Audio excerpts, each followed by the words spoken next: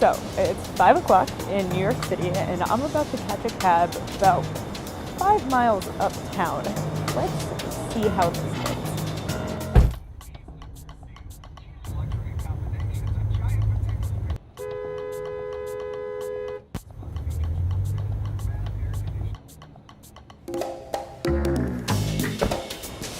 So it just took me 40 minutes to go about 4.5 miles, which is pretty typical for a New York City rush hour. Despite a speed limit of 25 miles per hour, the average car moving through Manhattan is driving at just 7 miles per hour, down from 9 miles per hour in 2010. And if you're in Midtown, it's even worse, with cars moving around 5 miles per hour. But it's not just New York City. Traffic in cities like LA is so bad, drivers could be locked in gridlock for hours. Of course, this sucks for drivers, but it also makes activities like biking or walking less safe because cyclists and pedestrians have to weave through an obstacle course of cars. Not to mention the estimated $20 billion lost in revenue due to time wasted sitting in traffic. Now, there might be a solution, but if you commute by car, you are probably not going to like it. It's called congestion pricing, and it means charging drivers for using the roads. Congestion pricing is an idea whose time has come, and I believe this is the year to actually get it done. New York's plan is still in the works, and it probably won't be enacted until 2020. But the end game is to reduce congestion by discouraging people from driving if they have other options, like biking or taking a train or walking, and to fund public transit at the same time. It's not a groundbreaking idea. Congestion pricing is already old news in cities around the world. London enacted a similar policy in 2003. Starting this summer, drivers will be charged a toll to enter what will be called the Congestion Relief Zone, Manhattan including and below 60th Street. Today, this area has some of the worst traffic in the country. Cars, trucks, buses, cabs, and emergency vehicles stuck in gridlock. Excessive traffic means hours of time wasted, missed appointments, and air pollution. It also means ambulances and fire trucks waste precious seconds responding to emergencies. The new Congestion Relief Zone is a transformative opportunity for New York to finally address gridlock, reduce carbon emissions, improve public health, boost the economy, and make the city a better, cleaner, and more pleasant place to be. The toll revenue will be used to make more subway stations ADA accessible, modernize subway signals, buy electric buses, and generally improve transit. It's a win-win. Drivers will get to their destinations faster, and transit users will get better subway, bus, and train service. Find out more at congestionreliefzone.mta.info. Juicy! So NYC allegedly is now going to be allegedly reserved for the ultra high value. In addition to that, New York City, according to scientists all over the world, is allegedly sinking over time, over a period of years. Global warming is happening, and now we have congestion pricing literally going on up in the city that are having people literally losing their minds. So much so that a bunch of residents and growing are basically having a harder time looking to avoid their lifestyle and have their quality of life living up in any of the 5 boroughs up in New York City. Very juicy, ladies and gentlemen. Juicy! Juicy, juicy, juicy. Juicy! We are going to be the very first state in the nation, the very first city in America to have a congestion pricing plan. We are setting the standard right here in real time for how we can achieve cleaner air, safer streets, and better transit. This day was coming for a long time, but it was a thoughtful, methodical process. All of this concentrated activity, the vehicles sitting there idling because they cannot move, and our buses that are not moving, it's also creating all this exhaust and emissions that our people are breathing. Let's talk about the fact that we can generate revenue, we can win. The the effort to make sure that we have enough resources, enough money to continue funding the system that allows us to have this alternative. We have to keep public transportation strong and vibrant and clean and on time. Otherwise, we're not offering people a better alternative. And thank God we have a better alternative, a fantastic alternative. But we're going to keep making sure we have the investments to make sure that years from now, it is just as viable and as vibrant as it's always been. Especially as New Jersey pushes back against another looming fee on commuters who drive into Midtown Manhattan. New York City's transit agency, the MTA, this week held the first 2 out of 4 public hearings on the proposed congestion pricing plan. And as senior correspondent Brenda Flanagan reports, commuters on both sides of the issue were ready to sound off. I own a vehicle. I had to buy one because if you think transit sucks in New York, move to Jersey. Dana Dennis testified during the MTA's 4-hour-long public hearing on congestion pricing. Speakers from the 5 boroughs and New Jersey weighed in. Dennis just moved to Essex County and supports the plan as a way not just to reduce traffic and pollution, but also to improve mass transit for folks who depend on it. If you have waited long wait times at a bus stop, it's for you. If you had to get up extra early and you were still delayed to get to work, congestion pricing is for you. For many of us who are struggling to make ends meet, an additional daily fee will represent a substantial burden that will force sacrifices in other areas such as food. Many speakers expressed similar concerns over the toll that congestion pricing will take on their wallets. It'll charge $15 for cars and up to $36 for trucks heading south of 60th Street and entering from bridges and tunnels into Manhattan's congestion pricing zone during the day. One paramedic complained working folks can't afford it. Because all these people don't live in the city because it's way too expensive. So we import them, and now they're not going to work here because we're taxing them outrageously. It's the cops, the firemen, myself, a paramedic, myself, the construction workers. I'm not going to work down here. Are you kidding me? You might not like what I'm saying, but it's a fact. You are BSing New Yorkers. The MTA is a money pit. It's asking people to pay for something that's free right now. And so it's going to be controversial. But what we've seen in other cities is that once the fees put in place, people see the benefits and public support goes up. The MTA's already built congestion pricing scanners and says the system could launch this June. But it's worried about some half-dozen or so lawsuits filed by groups including Governor Murphy, North Jersey politicians, New York small businesses, and workers' unions.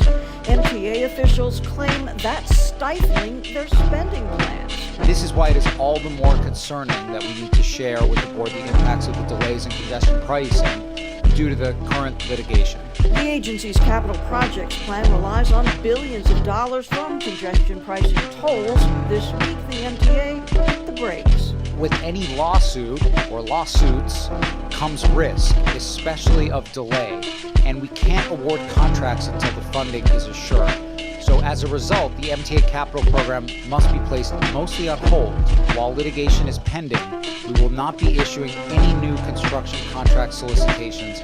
And the idea that they want to blame any of this on anyone but themselves is offensive. Congressman Josh Gottheimer is among New Jersey officials who sued the MTA, claiming congestion pricing will simply shift traffic and pollution away from Manhattan.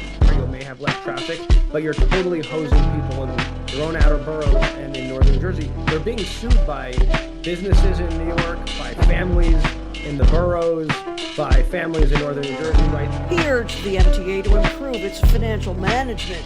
The legal roadblock remains leverage in this bi-state debate. The MTA will hold 2 more public hearings on Monday and a final vote on congestion pricing in spring. I'm Brenda Flanagan, NJ Spotlight News. I was walking here the other day. True story. I saw Hugh Jackman.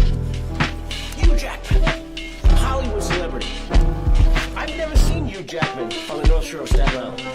I've never seen any celebrity on the North Shore of Staten Island. If the MTA's congestion pricing program is implemented, more Staten Islanders will get sick, more Staten Islanders will die from the increases in the resulting hazardous air pollution.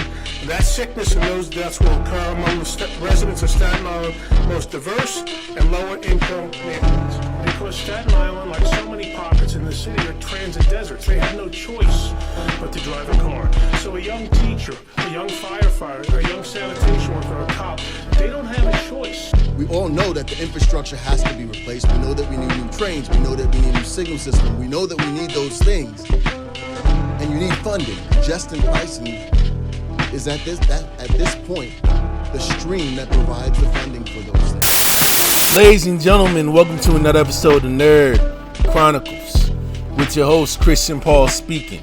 The socially awkward nerd is at your service once again. And ladies and gentlemen, New York City is on the verge of mainly getting hit with congestion pricing later this year, only for it to be solved right now for the time being due to federal lawsuits by the state of New Jersey as well as other groups within the city of New York.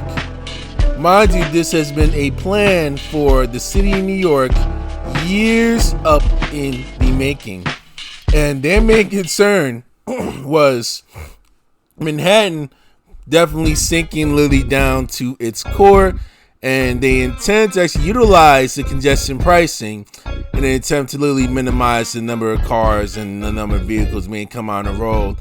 That's possibly accelerating the climate change that's going on basically up in the world in order to actually reduce the climate change effects of the flooding on Manhattan Island. Now, I can understand the intent on why local New York City politicians, as well as, the government of New York actually supporting this and backing this up. I can fully understand why that's the case, and we will be discussing about the history of that decision shortly later on.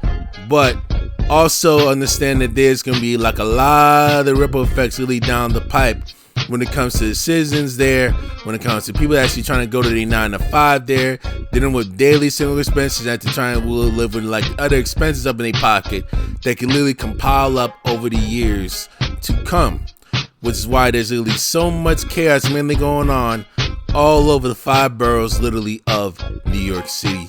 Whenever things get easy, when it's all said and done, do not be surprised if Manhattan becomes the most expensive borough arguably up in the United States of America, which is literally insane since it already has the title mainly for like around a couple decades now, if I'm not mistaken.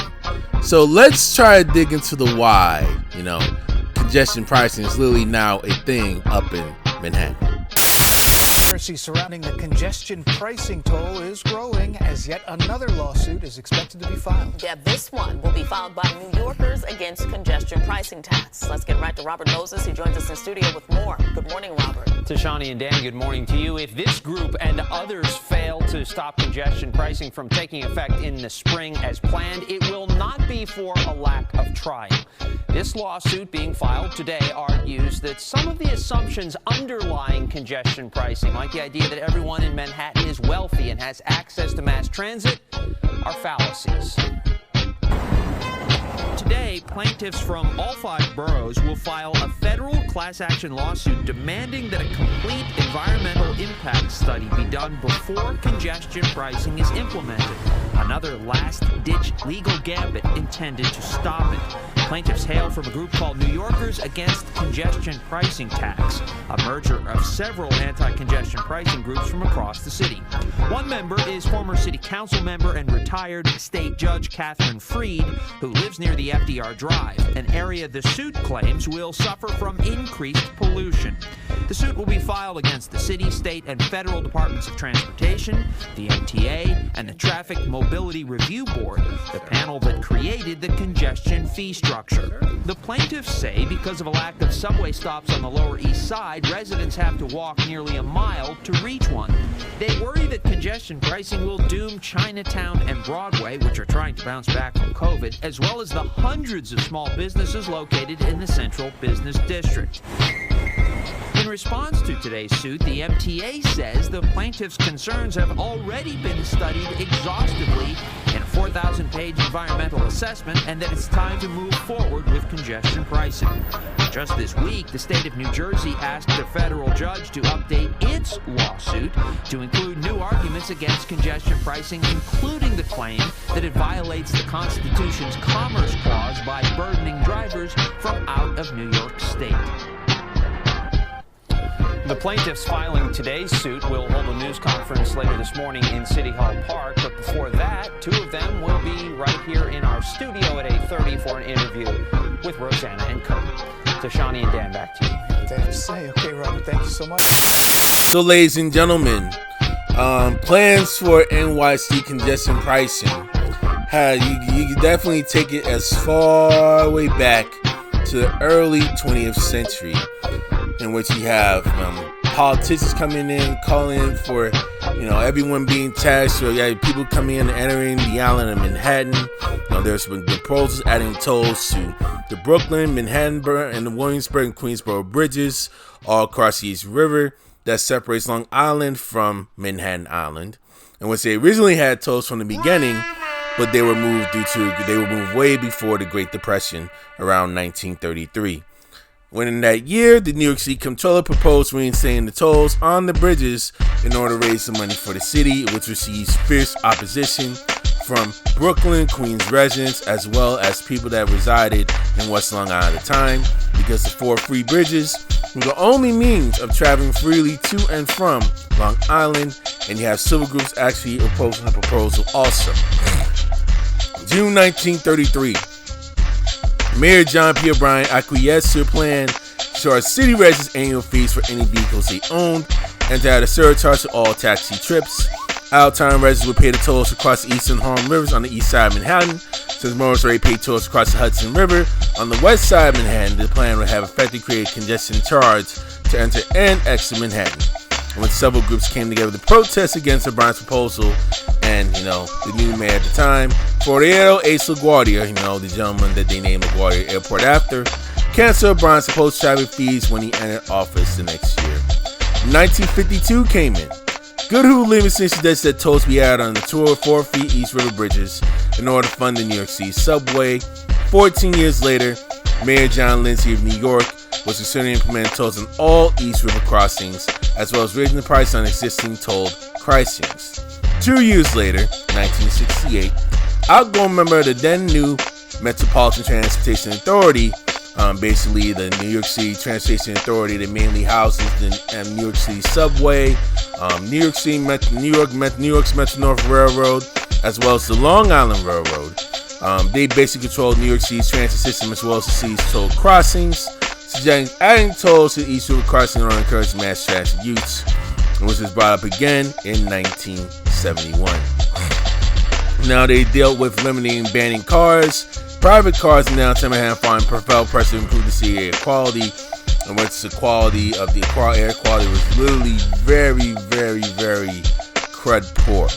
It's basically not even up to par. It's very, very subpar. Mayor Lynch's original proposal to ban non-commercial midday traffic in Manhattan's financial district was reduced to a parking ban at the request of business execs, in which it affected a triangular 50-block area south of Fulton Street. It ticked off truckers and merchants who worked in the area. Later, the Transportation Committee said that the plans were fashionable but unfeasible due to an examined commerce relations and lack of ability to buy from merchants, and they were restricting the scale later on. In 1970, the government enacted the Clean Air Act, a series of federal air pollution regulations. Since New York City was in violation of these new regulations, it was given until 1975 to be compliant. It was pushed back to 1977 after the New York State was given a 2-year delay in implementing the standards. Mayor Lindsay and the Federal Environmental Protection Agency developed a plan to collect tolls on 12 free bridges across the Harlem and East Rivers, banning midtown parking and significantly reducing the number of parking spaces south of 59th Street. They also proposed to retrofit air filtering devices on cars entering New York City's main business districts. Successor Mayor Abraham Bean refused to implement the plan even after the federal order in 1975, but environmentalists received a court order in 1976 to proceed with implementation. Congress forbade the bridge tolls and tax restrictions went into effect. The parking ban was the most controversial and consequential aspect of the act, and the forced implementation was poorly executed. 2 years later, Beam's administration released a report of additional tolls, and a poster included the future Michael Bloomberg's congestion pricing plan that was addressed 30 years later. In 2007, although such a plan generated revenue for the city, the administration concluded that the toll-free costs cause congestion and pollution without enticing drivers to use public transportation, in which the state departments of environment and transportation concurred with Burns' position, and in a May 1997 report recommended that the tolls not be enacted, despite the fact that the pollution standards had yet to be met. And Mayor Koss actually did the same thing as well, and trying to actually have the Clean Air Act basically abided by 82.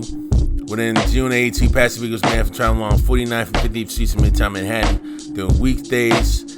And you see all the chaos and came by. 1981, National Administration deemed New York City in compliance with federal pollution regulations. After a decade of non-compliance, carbon monoxide levels decreased over the decade with improvements in car emissions, in which the number of cars in Manhattan continued to rise.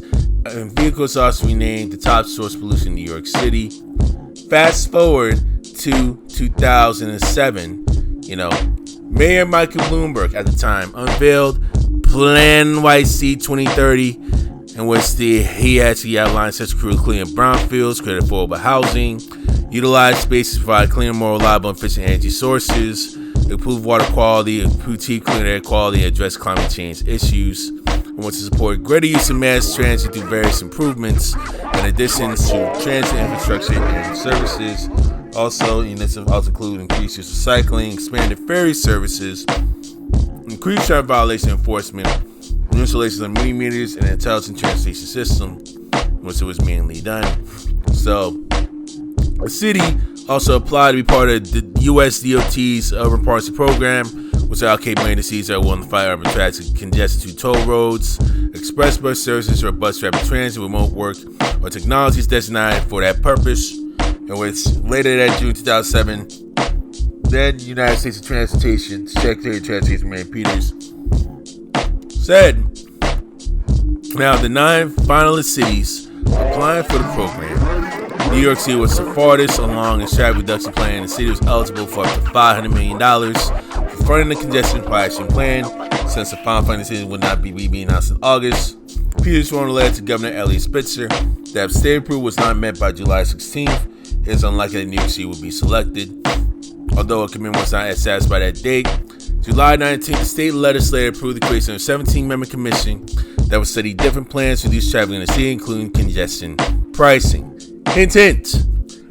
Signed by Elliot Spitzer on July 27th, the bill authorized New York to apply for at least $200 million in federal funds. Now, you fast forward it all the way out to today, in which you got some votes opposing a plan featuring 2007. Now fast forward it all the way out to 2015. Traffic Commissioner Sanders Schwartz incorporates congestion problem in central Manhattan. Basically creates a service travel around Alta Manhattan, in which they had to create a congestion based by some minutes below 6 years, where drivers had to pay an $8 cash toll to enter the area. So it basically went as far back as 2015. 2017, it revived as well, was Governor Andrew Cuomo drafted the congestion plan proposal with lessons from Mayor Bloomberg's hand in the state legislature, in which they created the task force that's mainly down, which will be done through open road tolling, right? So we go back to what we see up here. Cuomo and then New York City Mayor Bill de Blasio, they formally agreed to implement the congestion pricing in order to stem the ongoing transit crisis, and once they gave the final approval to the plan in June of 2023 to the various delays, which has been proposed several times, to this year of 2024.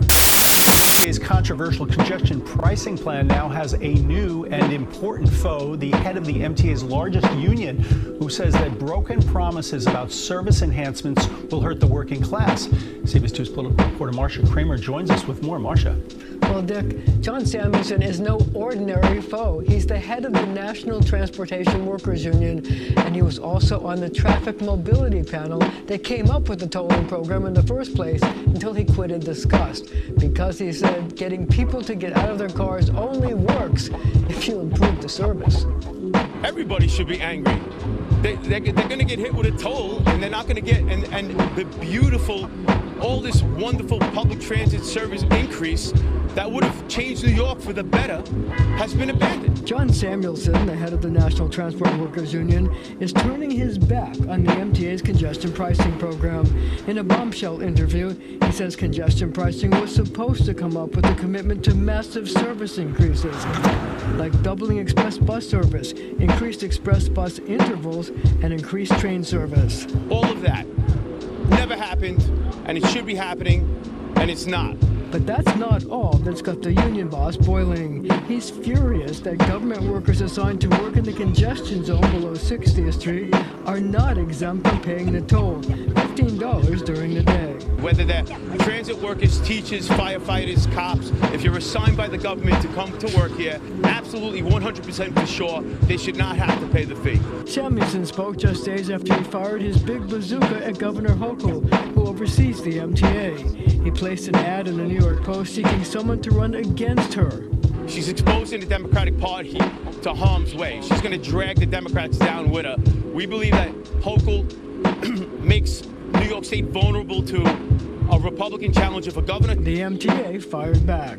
We have increased service on 10 subway lines. We've dramatically overhauled and improved subway bus service in the Bronx. We're working on Queens. We have increased capacity on the Long Island Railroad by 40% and on Metro North as well. And on the issue of public worker exemptions, what would it say about the program if we exempted government employees? That just doesn't seem fair. I'll be paying the toll, and so will other government employees.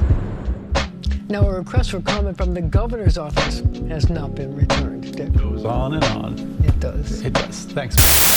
Since we found out just how much drivers will fork over under the congestion pricing plan, there's been a lot of outrage calling on the MTA to pump the brakes on the program. But today, as Antoine Lewis showed us, there was a different message on the streets showing support for congestion pricing.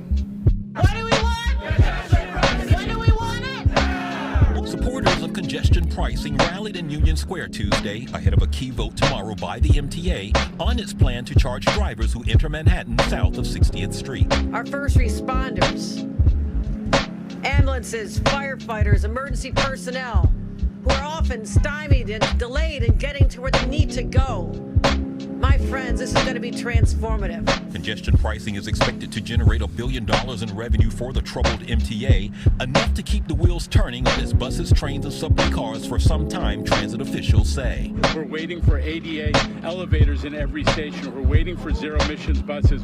We will keep moving this forward. Tuesday's rally comes a day after critics of the plan held a rally of their own, calling congestion pricing a cash grab. A breakdown of the proposed toll amounts include $15 for passenger vehicles, between $24 to $36 for trucks, and $7.50 for motorcycles. Taxi takers would have $1.25 added to their fares, $2.50 per ride for those who use an app to hail a ride, and no extra toll for drivers who remain on the FDR or West Side Highway. East Village resident Carol Putrechez blames the explosion of Uber and Lyft services for the additional vehicles on city streets. She was one of the opponents who showed up to this supporters event. All these people who were like for congestion pricing, they take Uber and Lyft. Do they really care that those cars are causing pollution? No. Nonetheless, among those who agree that congestion pricing will have a positive environmental and health impact because of fewer vehicles on city streets is one who knows New York City traffic perhaps better than anyone, Gridlock Sam. There are lawsuits now. There are acts of Congress out there now. So to all of you, you've got to keep fighting if you want to see this through. Now, on Wednesday, the MTA is supposed to vote on the proposed toll amounts. Wednesday will also kick off the public comment period, which, as you might imagine, is going to be quite lively. Reporting from Union Square, Antoine Lewis, Fox 5 News. And to also further the mayor's and the governor's case this year, I'm looking at some statistics given by the DEC.ny.gov, Department of Environmental Conservation, which they do have some references of the sea levels mainly rising. Basically, it has risen about 8 inches over the past 70 years, if I'm not mistaken. So if they have all these things that came by, looking at all the statistics that are there, even if you got stormwater runoffs, you got hurricanes and global warming coming by, they could literally get clogged. And the solutions, although it may be a start for them to actually utilize congestion pricing, it's not the end all be all. It's not as simple as they may think. And I'm looking at statistics that actually been shown. They've been speeding up further and further along over the years, which is actually making the problem a bit exponentially worse based on scientific standards. So that's another one of the big reasons why New York City is moving forward with congestion pricing. The group has 10 requests of the MTA before congestion pricing goes into effect. Fox 8's Arthur Chien details the incentives that could make this change easier for New Yorkers. With many conversations about congestion pricing centering on the pain drivers will feel from the $15 charge, one group is calling on the MTA to show New Yorkers how it makes their lives better, beginning with a week of free MTA subway and bus service right when congestion pricing goes into effect. We wanted to put together a list of things that we think New York City needs to do before congestion pricing starts or in the immediate, months after to make sure that this works for New Yorkers. The list from Open Plans and Advocacy Group includes passage of a bill being considered in Albany that would add 15 bus routes to the 5 free ones currently running as part of a pilot program. Worth noting, the MTA says ridership on some of those lines has gone up by 20%. The other key points asks the MTA and the city to have a deliberate plan in place on how to use the space that gets freed up when fewer cars enter the congestion pricing zone. Their suggestions include extra space for pedestrians, widened bike lanes, more bus lanes, and not more parking. New Yorkers we talk to support the Open Plans vision. That sounds great. I love the bus, take the bus everywhere. I don't know how to drive. I'm a New York City kid. I think more free public transportation is good. I think more investment into public transportation is good, and any money that will get freed up via congestion pricing is good. The MTA tells us they've received the proposal from Open Plans, that they appreciate it and are going over it. The agency also reminds New Yorkers of the Fair Fares program, where those eligible can get 50% discounts on their Metro cards. As for the proposal, Lynn says it's not just us regular New Yorkers who should be reminded of the positives. We're seeing some wavering support even from people who have previously supported congestion pricing. They need to grow a little bit of a backbone and stand up for policy that they've known for years is the right thing to do. The MTA's current plan is to activate the gantries in June, but it still faces several lawsuits and pushback from drivers who say they have no choice but to drive into the zone. In the East Village, Arthur Chien, Fox 5 News. A controversial congestion pricing plan took a big step forward today. The MTA board voting to approve charging drivers to enter Manhattan below 60th Street. It'll be $15 for most cars. Truckers will pay even more. And as CBS 2's Naveen Dhaliwal reports, people are already worried about what it means for parking.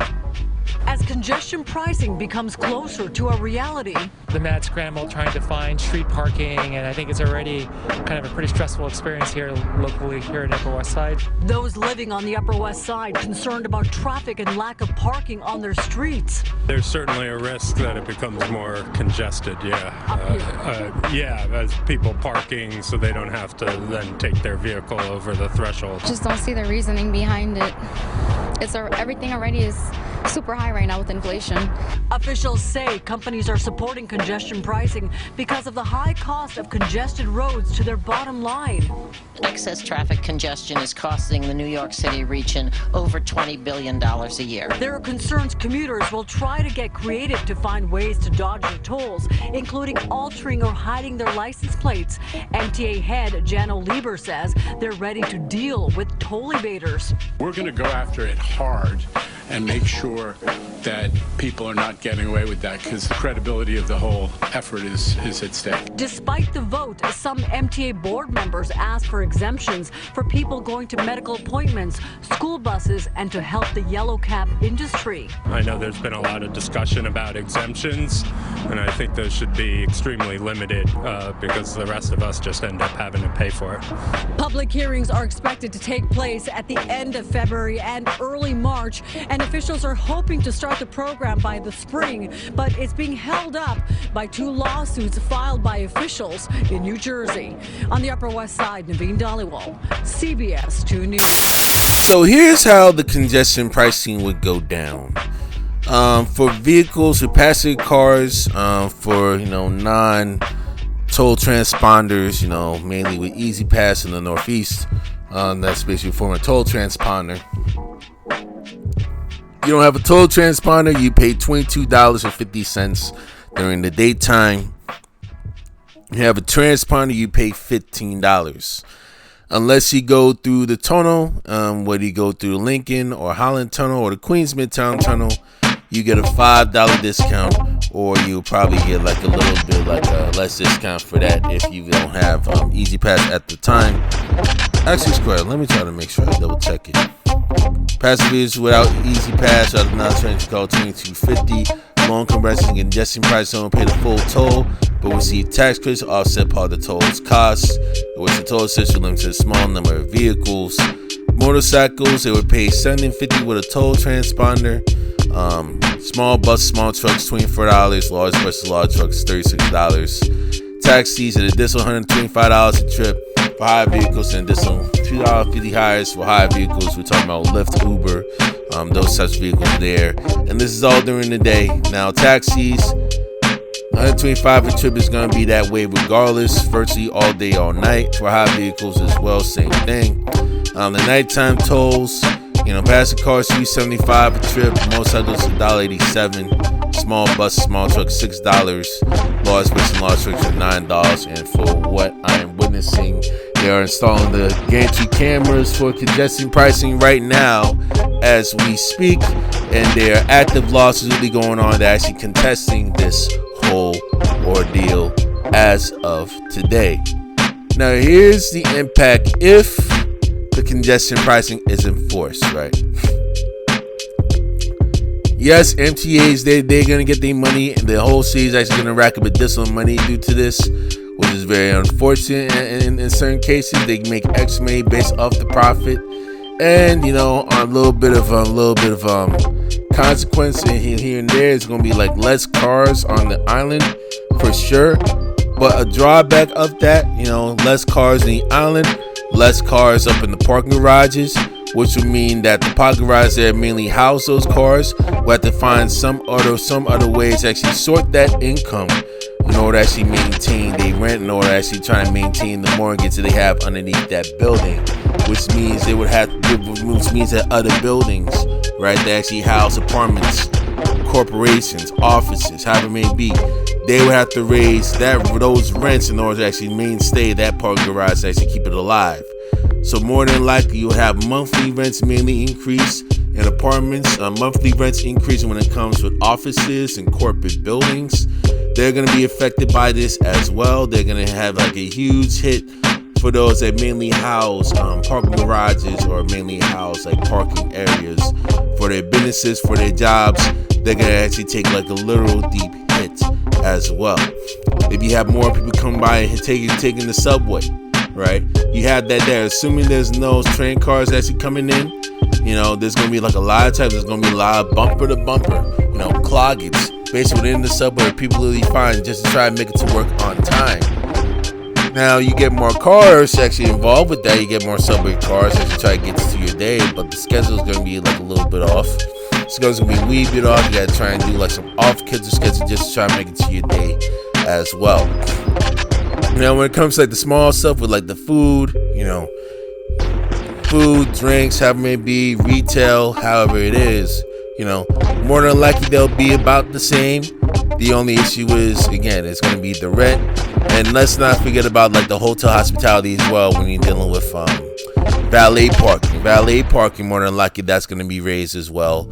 Hotel rates more than likely would be raised also if you were to deal with like a rental car. If you actually rent a car, basically one of the airports, and you're looking to stay over Manhattan at a hotel, that can also be like a huge impact as well. So the way that this is going, right? Manhattan, the most, arguably one of the densest boroughs in the city and like literally the most active boroughs in New York City, right? Manhattan is literally on track to be a restricted playground for like the ultra high value people out there. All right, it's gonna be mainly restricted for those, that make like about $500,000 to $1 million a year at minimum, just to have their little playground that they have at best, due to the fact that everything is virtually getting so expensive to mainly live in Manhattan. Those amenities that you mainly have when it comes to, and it's not like the ones you mainly have up in the house, up in the suburbs. You have a backyard and you have probably a dishwasher or like a washer and dryer. You really gotta be more out and about. And you gotta be forced actually doing a lot more things socially, just for you to get by. And now everything's starting to get more expensive. And let's not talk about the inflation prices as well too. Let's not even talk about that. And this is the fact of the way things are going, the way more cash is being spent with inflation rising all over the place, and what we have going on, this current recession that we have today that's going on all over the country. Now, assuming that we've had those high prices coming through in Manhattan, you got literally low income workers really coming by, and even people that mainly make $100,000 a year will be part of lower to middle class whenever they come by to New York City, right? You're dealing with those things. You're dealing with those factors. And you have to also actually factor out there's like a growing number of people that are having a hard time literally trying to get by and literally trying to afford their place to stay and actually afford the livability when it comes to actually having a places to eat, shopping, groceries, all that stuff. They're not able to afford the lifestyle they mainly had as they did in the years past. And unfortunately, more than likely, that number is going to continue to grow if much of that stuff is not mediated by then, which could result in people moving out of the city, either basically going towards the suburbs, or literally moving out of the whole entire New York City area, mainly altogether, which they could be here in Florida, they could be here in other spots like the Carolinas, Tennessee, Texas would be another one. But even then, when you got new people coming out by into these new states, to these new cities that they learn about, they're also upping, they also up in the property values as well. They're also up in the costs as well of living as well. When it comes to these areas, they're pricing all the old residents out and moving them farther and farther and farther away, which mainly spreads when it comes to economics. The prices and the finances mainly spread like a cancer, just like as the way that a lot of people moving out from SoCal and NorCal coming all the way down to primarily Texas and Vegas, Colorado, everywhere else, they up in the cost of living there, and the property value will skyrocket all over America. So all the stuff that's going on with inflation and rising costs and everything else, the way that things are going, especially Manhattan being more and more expensive, especially with the addition of congestion pricing, this like all this high expense stuff that's mainly going on, it's not just the New York City thing. This is the entire United States of America thing. Especially when you have global warming mainly coming up on the rise, which New York City is not just going to be affected alone, but Florida we know is going to be affected. All the coastal cities are going to be closely affected because of the global warming scale. And you got prices mainly getting more and more expensive day by day, but yet the wages and the hourly rates that they have are still becoming stagnant. They're slowly rising with like some small raises going up year by year, with the rise of costs exponentially moving, which will frustrate more and more Americans each day, which a lot of politicians need to actually take heed of, and a lot of politicians really need to challenge of, otherwise they could be at risk of being voted out the next election, or they may not even partake and actually have basically patronizing their services when it comes to like city services, governmental services, state service, that may be, when it comes to transportation or any other form of service that they may support. So this is a very, very interesting, complex issue that we will be digging into over time, ladies and gentlemen, that could literally definitely change the outset and the hands of time and how society works and how people could be moving when it terms to economics, but also when it comes to daily life in New York City, courtesy of someone who's been up in the New York City area, born in New York City in 1991 and raised in the majority of his life up in the New York City area for like around 27 some years. All right. So I'm going to leave it at that, ladies and gentlemen. You know, a lot of developments really going to happen when it comes to this congestion pricing thing. It's going to be really insane. It's literally going to be juicy. I'm definitely looking forward to it. Chris and Paul from Nerd Chronicles is signing out. Deuces.